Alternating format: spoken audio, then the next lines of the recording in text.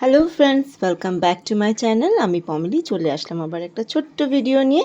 আজকে তোমাদের সাথে আমি বানাতে চলেছি একটা সিম্পল, ইজি আর টেস্টি কেক, যেটা মধ্যে কোনো ময়দা থাকবে না। আটা দিয়ে বানাবো আর গুড় দেবো, যেটা ডায়াবেটিক কোনো পেশেন্টরাও খেতে পারো, বাচ্চাদের জন্য তো হেলদি।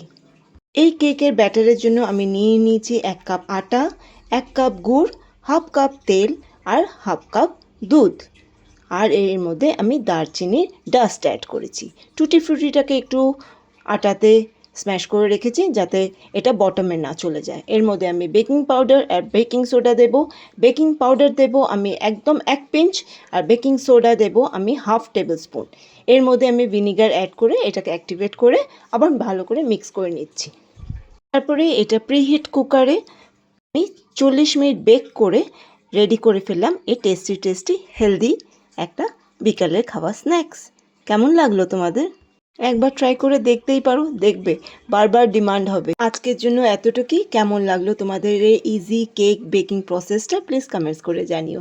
বাই বাই, সবাই ভালো থেকো, আবার দেখা হবে।